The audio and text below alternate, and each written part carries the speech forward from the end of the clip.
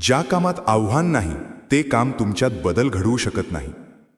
तुम्हाला माहिती आहे का, आव्हानं आपल्या व्यक्तिमत्वात नेमके कोणते बदल घडवतात?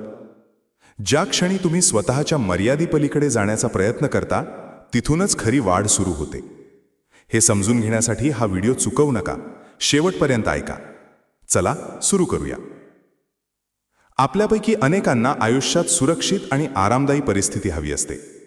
जे काम सहज जमते, ज्यामध्ये फारसा आण नसतो आणि ज्यासाठी नवीन काही शिकण्याची गरज नसते, असे काम सुरुवातीला सुखद वाटते. पण सतत त्याच पातळीवर राहिल्यामुळे आपल्या क्षमतांचा विकास मात्र मर्यादित होऊ शकतो. मानसशास्त्राच्या दृष्टीने पाहिल्यास आपल्या विकासासाठी केवळ आराम पुरेसा नसतो. योग्य प्रमाणातील आव्हान, प्रयत्न आणि त्यातून मिळणारा अनुभवही आवश्यक असतो. मानवी मेंदूला नवीन गोष्टी शिकण्यासाठी आव्हानाची गरज असते. एखादे काम करताना आपल्याला काहीतरी नवीन शिकावे लागते, समस्या सोडवावी लागते किंवा पूर्वीपेक्षा थोडे अधिक प्रयत्न करावे लागतात, तेव्हा मेंदू सक्रिय होतो. नवीन कौशल्य शिकताना सुरुवातीला चुका होतात, गोंधळ होतो आणि कधीकधी अपयशही येते. पण याच प्रक्रियेतून आपली कौशल्य हळूहळू विकसित होतात. याचा अर्थ असा नाही की आयुष्यात सतत तणाव किंवा कठीण परिस्थिती असली पाहिजे. अत्यंत जास्त तणावामुळे कार्यक्षमता कमी होऊ शकते. मानसशास्त्रीय संशोधनातून असे दिसते की खूप कमी आव्हान असल्यास कंटाळा आणि निष्क्रियता वाढू शकते, तर खूप जास्त आव्हान असल्यास चिंता आणि मानसिक थकवा वाढू शकतो. त्यामुळे विकासासाठी योग्य प्रमाणातील आव्हान महत्त्वाचे आहे. यालाच अनेकदा चॅलेंज स्किल बॅलन्स म्हणून समजले जाते. एखादे काम आपल्या क्षमतेपेक्षा थोडे कठीण असते, पण ते अशक्य वाटत नाही, तेव्हा आपण त्यात अधिक लक्षपूर्वक सहभागी होऊ शकतो. उदाहरणार्थ, एखाद्या व्यक्तीला एखादे कौशल्य आधीच चांगले येत असेल, तर त्याच कौशल्याची अगदी सोपी कामे सतत करत राहिल्याने त्याची प्रगती मर्यादित होऊ शकते. पण त्याच कौशल्याचा थोडा अधिक कठीण स्तर स्वीकारल्यास त्याला नवीन पद्धती शिकायला लागतात, चुका सुधाराव्या लागतात आणि स्वतःच्या मर्यादा ओलांडाव्या लागतात. आव्हानांचा आणखी एक महत्त्वाचा फायदा म्हणजे आत्मविश्वास वाढणे. आत्मविश्वास केवळ स्वतःला मी हे करू शकतो असे सांगण्याने निर्माण होत नाही.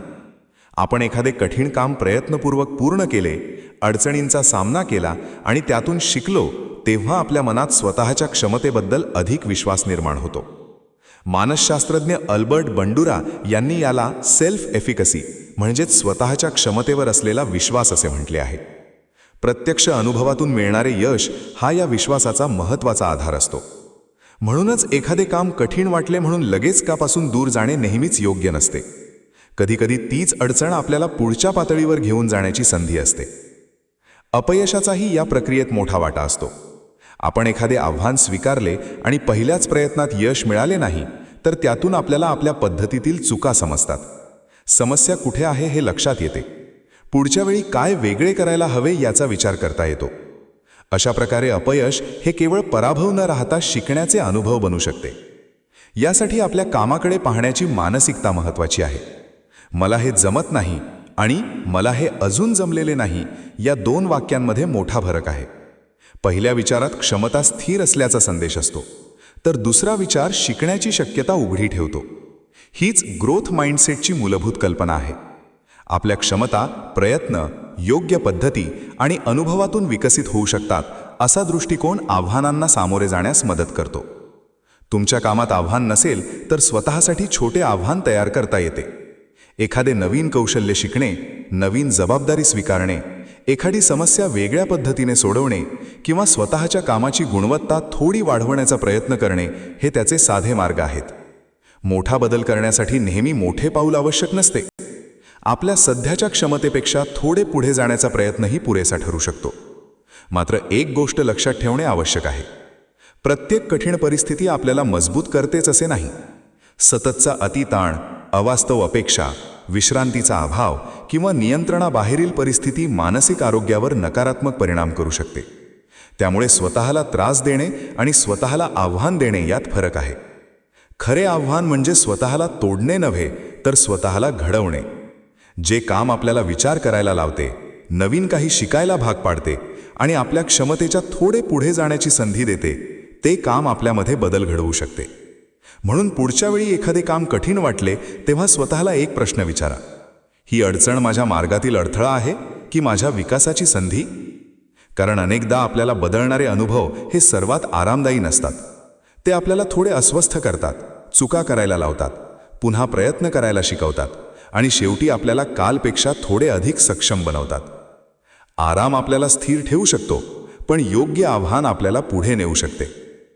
प्रस्तुत मानसशास्त्रीय लेख तुम्हाला कसा वाटला जरूर कळवा. तुमची प्रतिक्रिया आमच्यासाठी महत्त्वाची आहे. तुम्ही सुद्धा कमेंट बॉक्समध्ये एखादा विषय लेखनासाठी सुचवू शकता. त्यावर लवकरात लवकर आम्ही व्हिडिओ प्रकाशित करण्याचा प्रयत्न करू. तसेच हा उपयोगी व्हिडिओ उपयोगी लोकांना जास्तीत जास्त शेअर करा. मानसशास्त्र संबंधित अशाच नवनवीन माहितीसाठी आम्हाला फॉलो करायला विसरू नका. आणि आपल्या अधिकृत व्हॉट्सअप चॅनलमध्ये सहभागी होण्यासाठी 9137300929 या क्रमांकावर व्हॉट्सअप करा. तेथे लगेचच तुम्हाला व्हॉट्सअप चॅनलची लिंक मिळेल. मानसिक समस्येवर गोळ्या घेण्यापेक्षा अधिकृत मदत घ्या. त्यासाठी वर दिलेल्या क्रमांकावर फोन किंवा व्हॉट्सअप करू शकता. लवकरच एका नवीन विषयासोबत इथेच भेटूया. तूर्तास धन्यवाद.